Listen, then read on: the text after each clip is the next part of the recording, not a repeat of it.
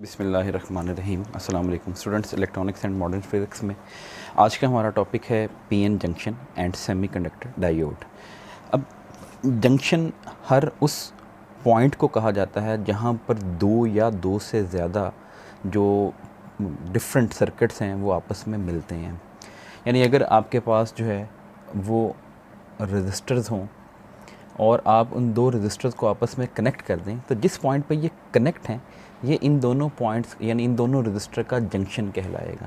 तो इसका मतलब है जंक्शन एक मिलने की जगह को कहा जाता है जहाँ पर एक से ज़्यादा चीज़ें जो है वो क्या कर रही होती हैं, मिल रही होती हैं। अब पी एन जंक्शन नाम से ज़ाहिर है कि इसमें एक साइड पे पी रीजन होगा और एक साइड पे एन रीजन होगा। लास्ट टॉपिक में हमने ये डिस्कस किया था कि पी रीजन वो होता है जब आप प्योर सेमीकंडक्टर मटेरियल को किसी भी ग्रुप नंबर 3 के एलिमेंट के साथ डोप कर देते हैं। इसका मतलब है आप इम्प्योरिटी जो है मिलावट करते हैं ग्रुप नंबर 3 के एलिमेंट की सेमीकंडक्टर के साथ, तो वो पी रीजन बन जाता है।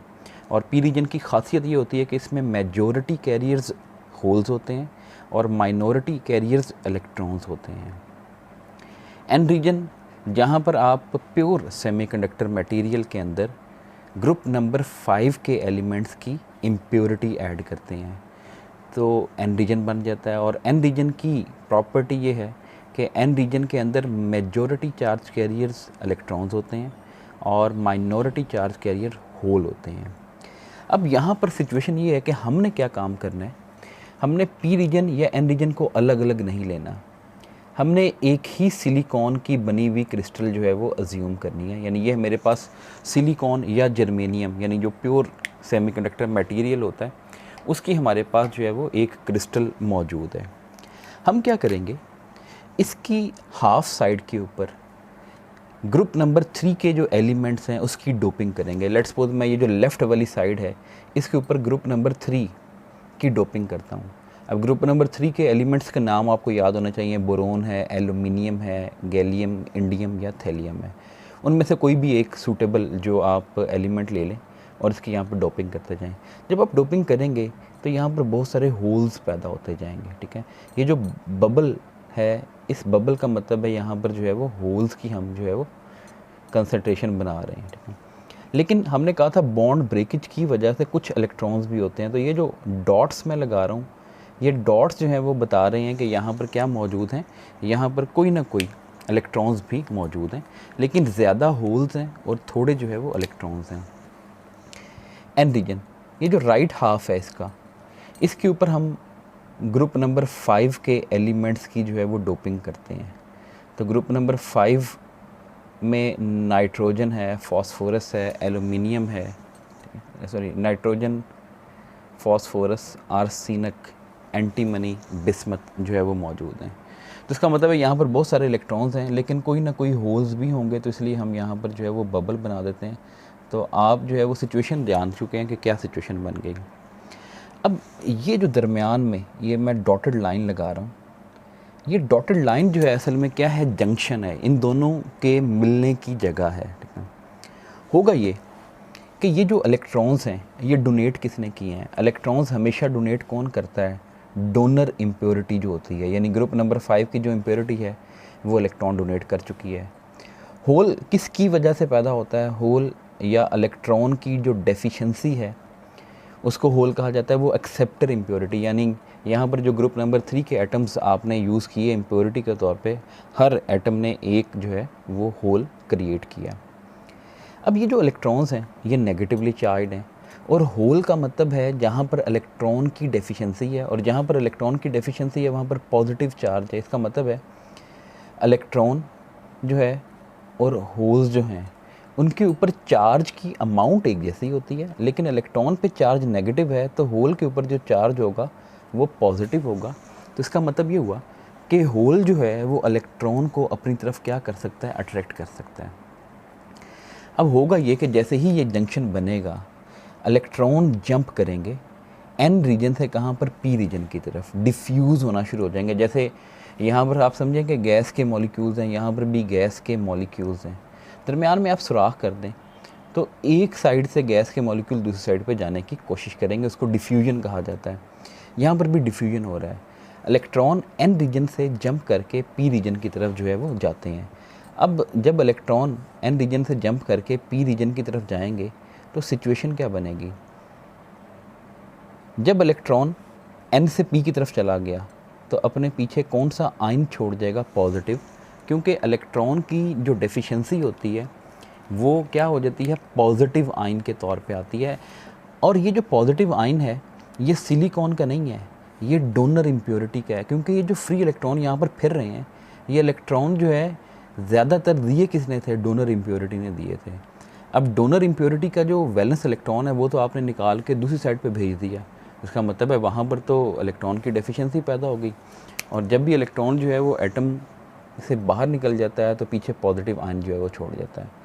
इसके अलावा एक और इलेक्ट्रॉन जंप करता है, एक और पॉजिटिव आयन, इस तरह से एक तीसरे पॉजिटिव आयन। तो इसका मतलब है कि यहाँ पर जो एन रीजन है, एन रीजन वाली साइड पे पॉजिटिव आयन की क्या होती जाएगी? एक लेयर जो है वो क्रिएट होती जाएगी। ठीक है, अब वो जो इलेक्ट्रॉन है वो इधर आया, इधर होल्स मौजूद हैं, होल ऑन द होल जो है वो पॉजिटिव चार्ज है, तो इलेक्ट्रॉन जब होल के साथ मिल जाएगा उसे कहा जाता है इलेक्ट्रॉन होल रिकम्बिनेशन।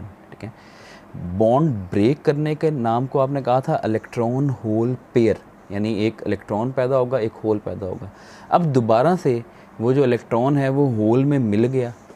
अब होल में जब मिला तो न्यूट्रल होना चाहिए, लेकिन वो जो होल था वो एक्सेप्टर जो इम्प्योरिटी है उसकी वजह से पैदा हुआ था। अब एक्सेप्टर इम्प्योरिटी के आउटर मोस्ट शेल में एक इलेक्ट्रॉन एक्स्ट्रा आ गया। जब इलेक्ट्रॉन एक्स्ट्रा आ जाता है एटम के अंदर तो उस वक्त कौन सा चार्ज बन जाता है? नेगेटिव चार्ज बन जाता है। तो ये नेगेटिव चार्ज बन जाएगा, ये भी नेगेटिव और ये भी नेगेटिव। इसका मतलब ये हुआ इलेक्ट्रॉन एन से जंप करके पी रीजन की तरफ आ रहे हैं, एन रीजन में इलेक्ट्रॉन की कमी हो गई, और जहाँ पर इलेक्ट्रॉन की कमी होती है वहाँ पर पॉजिटिव आयन की क्या बन जाती है? एक लेयर जो है वो बन जाती है। और पी रीजन के अंदर इलेक्ट्रॉन जो है वो क्या हो रहे हैं? एक्स्ट्रा आते जा रहे हैं। जहाँ पर इलेक्ट्रॉन की एक्सेस होती है वो नेगेटिव आयन बनते जाते हैं। अब ये जो पॉजिटिव और नेगेटिव आयन की लेयर है, ये इस लेयर को क्या कहा जाता है? इस लेयर को कहा जाता है डेप्लीशन रीजन। डेप्लीशन का मतलब होता है खाली, यानी जहाँ पर कोई चीज़ मौजूद ना हो। अब आप ये पूछ सकते हैं कि सर यहाँ पर तो आयन्स नज़र आ रहे हैं, ठीक है, तो एक्चुअली में ये डेप्लीटेड है, खाली है, लेकिन यहाँ पर होल्स मौजूद नहीं हैं और इलेक्ट्रॉन्स मौजूद नहीं हैं। तो हम ये कह सकते हैं depletion region is depleted of holes and electron. ये होल्स और इलेक्ट्रॉन से खाली हो चुका है। यहाँ पर आपको इस रीजन में कोई इलेक्ट्रॉन या होल नज़र नहीं आएंगे। तो इलेक्ट्रॉन और होल ही ने तो चार्ज को कैरी करना है एक जगह से दूसरी जगह। इसका मतलब है करंट पैदा करने के लिए आपको इलेक्ट्रॉन्स और होल का ही सहारा चाहिए। अब वही यहाँ से खाली हो गए हैं, तो इसलिए आप इसको डेप्लीशन रीजन जो है वो कह देते हैं।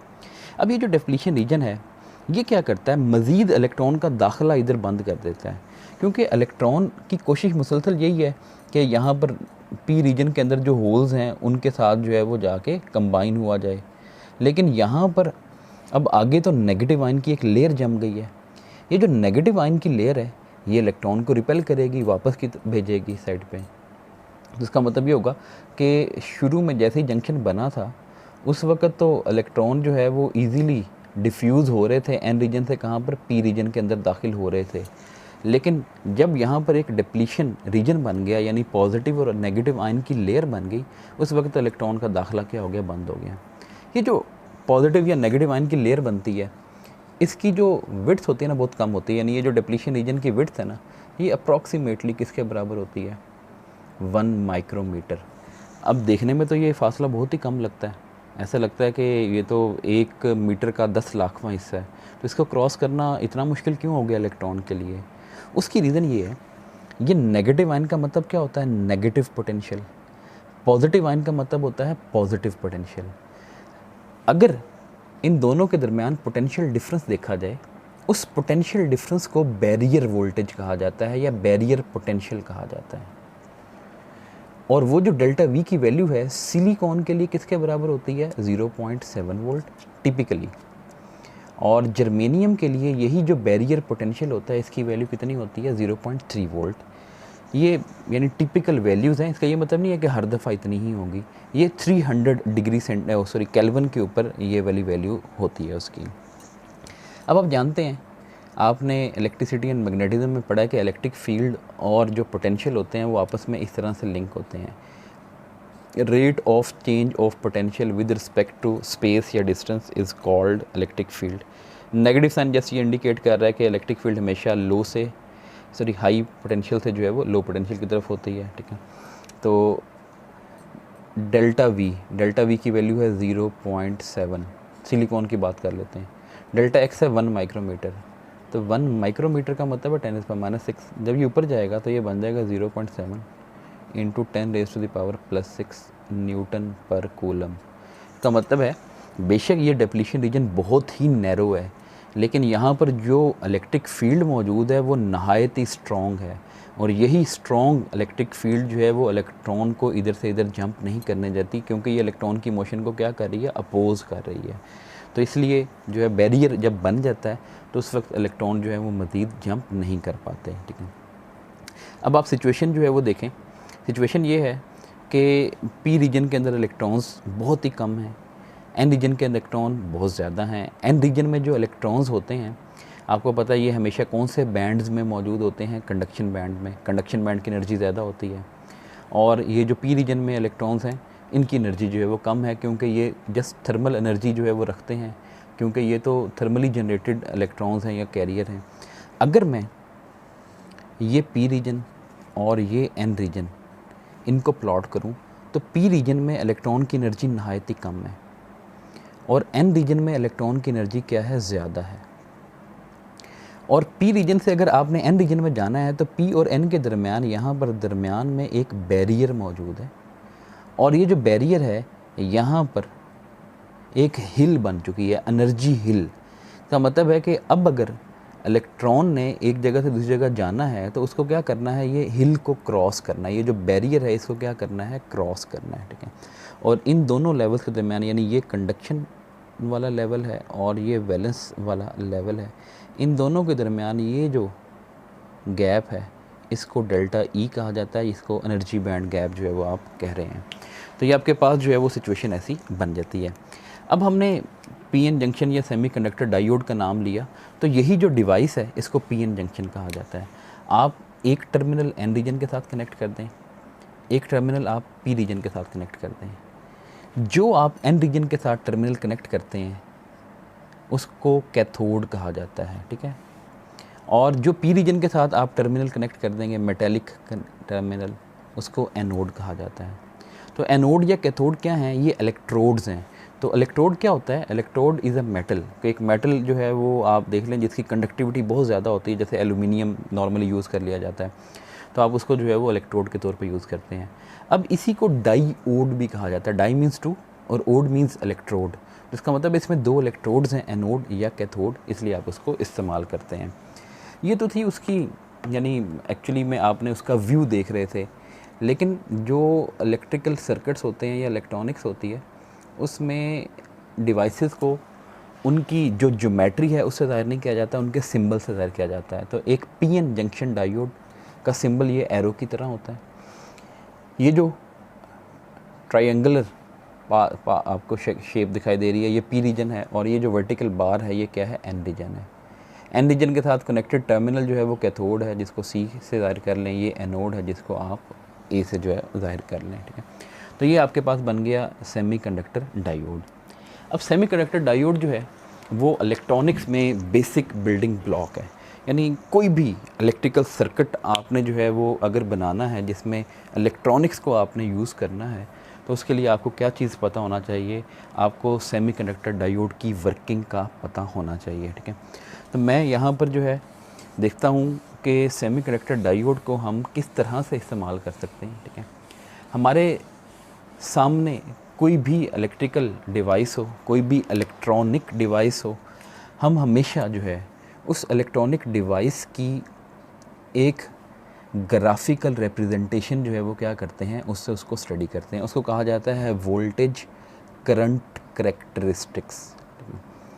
अब वोल्टेज करंट करेक्टरिस्टिक से पहले हम जो है डायोड की बात कर लेते हैं कि डायोड जो है उसको दो तरह से ऑपरेट किया जाता है। एक इसका जो ऑपरेटिंग रीजन है, उस ऑपरेटिंग रीजन को कहा जाता है फॉरवर्ड बाइसिंग, और जो दूसरा रीजन है उसको कहा जाता है रिवर्स बाइसिंग।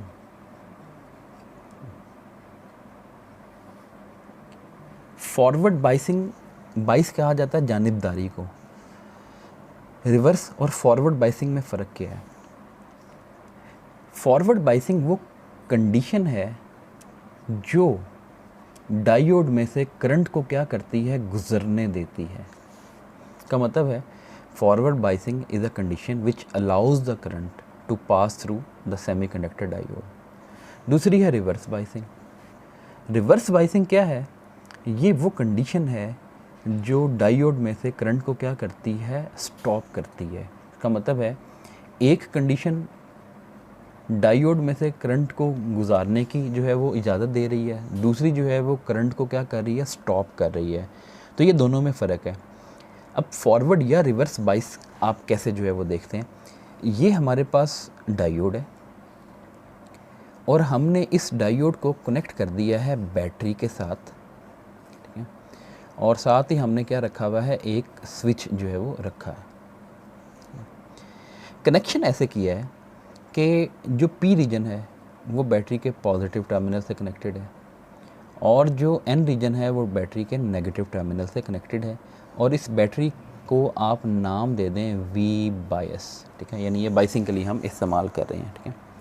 ख्याल ये रखें कि ये जो बाइसिंग बैटरी आपने इस्तेमाल की है, इस बाइसिंग बैटरी का जो ईएमएफ है वो बैरियर पोटेंशियल से ज़्यादा होना चाहिए। बैरियर पोटेंशियल की बात अभी कर चुके कि सिलिकॉन में यही बैरियर पोटेंशियल कितना है, 0.7, और जो जर्मेनियम है उसमें ये कितना है, 0.3। तो इसका मतलब है आपने इस चीज़ को जहन में रखना है कि बैटरी इतनी बड़ी होनी चाहिए कि इलेक्ट्रॉन को इतनी एनर्जी तो दे सके कि वो बैरियर को क्या कर जाएँ, क्रॉस कर जाएँ, ठीक है।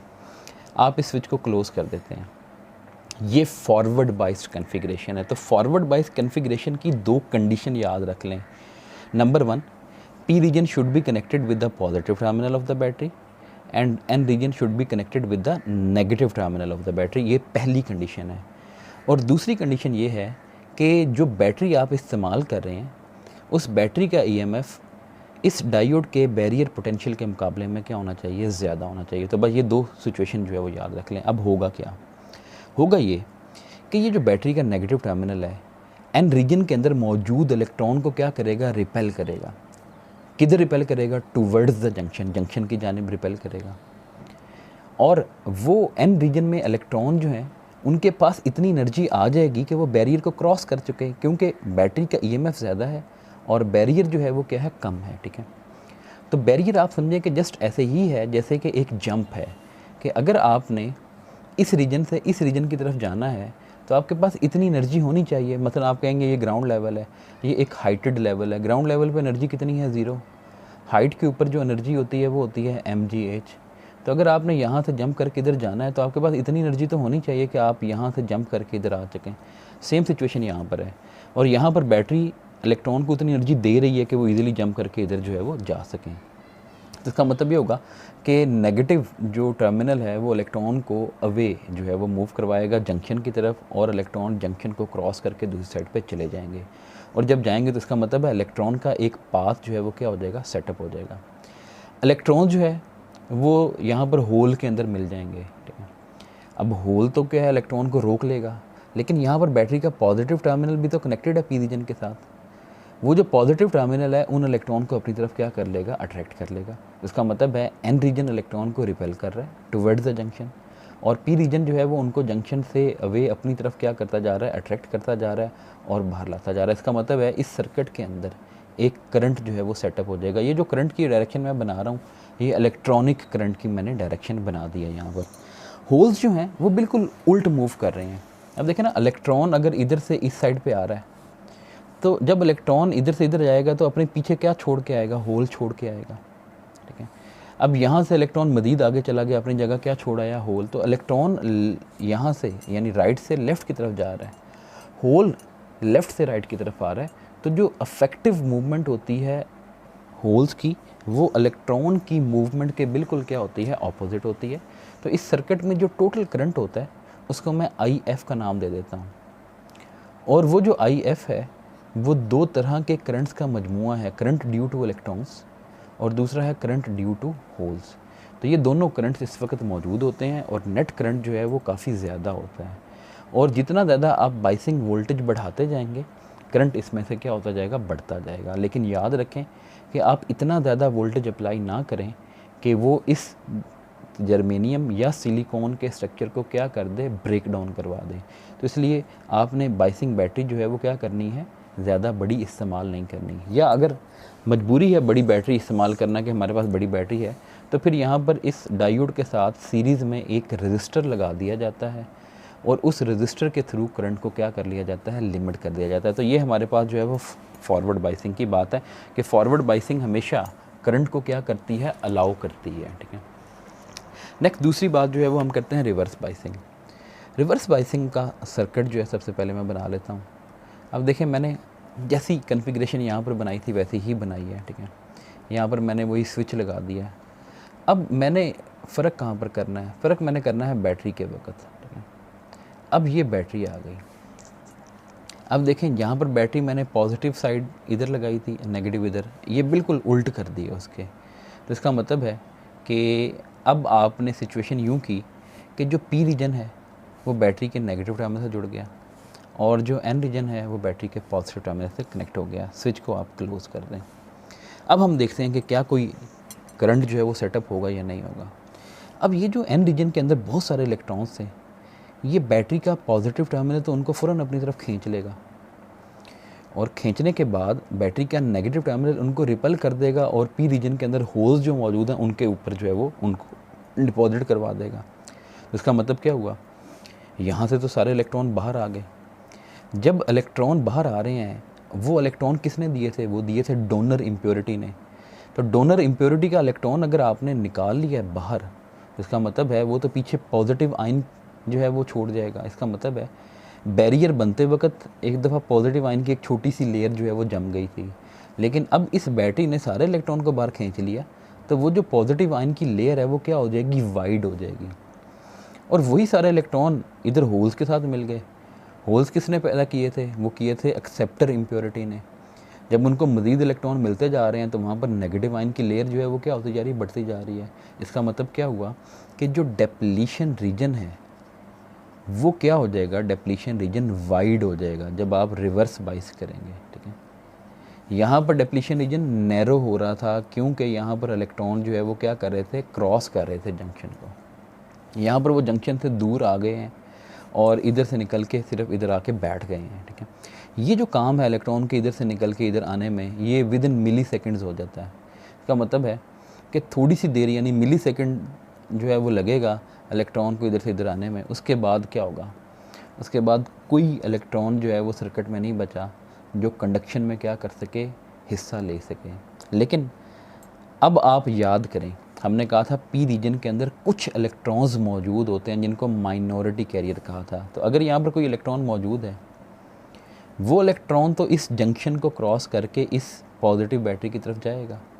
ठीक है। तो इसका मतलब ये हुआ कि जो एन रीजन के मेजॉरिटी इलेक्ट्रॉन्स थे वो तो खामोश हो गए हैं, उनको तो बैटरी ने क्या कर दिया, चुप करवा दिया होल्स के पास भेज के। ठीक है। जो पी रीजन के अंदर जो माइनॉरिटी कैरियर थे, जो इक्का दुक्का इलेक्ट्रॉन बॉन्ड के टूटने की वजह से पैदा हुए हुए थे, वो अभी भी सर्किट के अंदर क्या करेंगे, पास करेंगे, लेकिन उनकी तादाद नहायत ही कम है।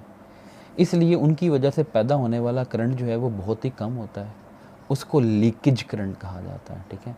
तो रिवर्स बाइस में आइडियली अगर देखें तो जो करंट की अमाउंट होती है आइडियली वो होती है 0 एम्पेयर, लेकिन प्रैक्टिकल सिचुएशन में रिवर्स जो करंट होता है वो नहायत ही क्या होता है, स्मॉल होता है। और ज़्यादातर डायोड में इसकी जो अमाउंट होती है रिवर्स करंट की वो माइक्रो एम्पेयर या उससे भी क्या होती है, कम होती है। इवन आजकल यानी इतने अच्छे डायोड्स मौजूद हैं कि जिसमें ये जो रिवर्स करंट होता है वो 10⁻⁻⁻⁻⁻⁻⁻⁻⁻⁻⁻⁻⁻⁻⁻⁻⁻⁻⁻⁻⁻⁻⁻⁻⁻⁻⁻⁻⁻⁻⁻⁻⁻⁻⁻⁻⁻⁻⁻⁻⁻⁻⁻⁻⁻⁻⁻⁻⁻⁻⁻⁻⁻⁻⁻⁻⁻⁻⁻⁻⁻⁻⁻⁻⁻⁻⁻⁻⁻⁻⁻⁻⁻⁻ कि हमारे पास कोई ऐसा सेंसिटिव डिवाइस जो है वो आम लेबॉर्ट्री में होता ही नहीं है कि इतना कम करंट को क्या कर सकें, डिटेक्ट कर सकें, इसलिए हम उसको प्रैक्टिकली ज़ीरो कंसिडर करते हैं। तो इसलिए 1 माइक्रो एम्पेयर मीन 1 एम्पेयर का 10 लाखवां हिस्सा जो कि ना होने के बराबर है। तो ये आपके पास सिचुएशन बन गई रिवर्स बाइस की। तो इसका मतलब ये हुआ कि आज हमने जो स्टडी किया उसको हम रिव्यू कर लेते हैं कि हमने पीएन जंक्शन की फॉर्मेशन के बारे में पढ़ा और ये देखा कि जब पीएन जंक्शन आप बना देते हैं तो उस वक़्त इलेक्ट्रॉन जो एन रीजन में मौजूद होते हैं वो डिफ्यूज़ करके पी रीजन की तरफ जाते हैं और अपने पीछे एक पॉजिटिव आयन की लेयर छोड़ते हैं। पी रीजन के अंदर वो नेगेटिव आयन की लेयर बनाते रहते हैं और वो जो नेगेटिव और पॉजिटिव आयन की लेयर होती है इलेक्ट्रॉन के मज़ीद डिफ्यूजन को क्या करती है, रोक देती है। उस लेयर को डिप्लीशन रीजन कहा जाता है और वो जो रेजिस्टेंस इलेक्ट्रॉन को ऑफ़र करती है, यानी इलेक्ट्रॉन को वापस यानी अब एन से पी की तरफ जाने से रोकती है, उसको बैरियर कहा जाता है। इलेक्ट्रिकल बैरियर, यानी ये हमारी तरह का मैकेनिकल बैरियर नहीं है कि जंप लगा के या पैर ऊपर रख के जो है वो जाएं। इलेक्ट्रिकल बैरियर है, यानी अब आपने इधर से इधर जाना है तो इलेक्ट्रिकल एनर्जी लेकर आएँ। उसके बाद पीएन जंक्शन या सेमीकंडक्टर डायोड का सिंबल जो है वो याद रखें। फिर देखें कि आप इसको सर्किट में किस तरह से इस्तेमाल कर सकते हैं, फॉरवर्ड बाइस कर सकते हैं या रिवर्स बाइस कर सकते हैं। तो फॉरवर्ड बाइस में करंट गुजरता है, रिवर्स बाइस में करंट जो है वो क्या हो जाता है, रुक जाता है। अब यही वाली जो प्रॉपर्टीज़ हैं, ये वाली जो प्रॉपर्टीज़ हैं ये एक स्विच में भी होती हैं। आप अपने घरों में देखते हैं कि वापडा की तरफ से लाइट आ रही है, यानी इलेक्ट्रिसिटी मौजूद है हमारे घर में, लेकिन फ़ैन ऑन नहीं है। उसकी रीज़न ये है कि दरमियान में एक स्विच लगा हुआ है, बटन लगा हुआ है। अगर उस बटन को ऑफ़ रखेंगे तो स्विच जो है वो क्या होगा, ऑफ़ होगा, फ़ैन ऑफ़ रहेगा। और इसी बटन को ऑन कर देंगे तो बटन जो है वो क्या, स्विच क्या हो जाएगा, क्लोज़ हो जाएगा और फिर जो फ़ैन ऑन हो जाएगा आपके पास। तो इसका मतलब ये हुआ डायोड भी यही काम कर रहा है। एक सिचुएशन में इसमें से करंट गुज़र रहा है और एक सिचुएशन में इसमें से करंट नहीं गुज़र रहा, लेकिन इसमें करंट गुज़रना या ना गुज़रना वो हमारे हाथ या बटन का कमाल नहीं है। वो किसका कमाल है, वो बैटरी की पोलैरिटी का कमाल है। अगर आप बैटरी को ऐसे लगाएंगे कि पी पॉजिटिव से जुड़ जाए और एन नेगेटिव से जुड़ जाए तो करंट को ये इजाज़त देगा कि गुज़र जाए, और अगर आप ऐसे करें कि पी को नेगेटिव से जोड़ दें और एन को पॉजिटिव से जोड़ दें तो ये करंट को क्या कर लेगा, रोक लेगा। तो इसका मतलब ये हुआ कि डायोड एक स्विच ज़रूर है, लेकिन इसने करंट को रोकना है या करंट को पास करना है तो वो किस चीज़ पर डिपेंड करता है, पोलैरिटी पे। इसलिए इसको पोलैरिटी स्विच कहा जाता है कि ये बैटरी की पोलैरिटी से जो है वो डिसाइड करता है कि करंट को मैंने इजाज़त देनी है या करंट को रोकना है। तो ये आज का हमारा टॉपिक। नेक्स्ट टाइम हम VI करैक्टरिस्टिक की तरफ जो है वो चलेंगे और उसको डिटेल से स्टडी करेंगे। अपना ख्याल रखिएगा। अल्लाह हाफ़िज़।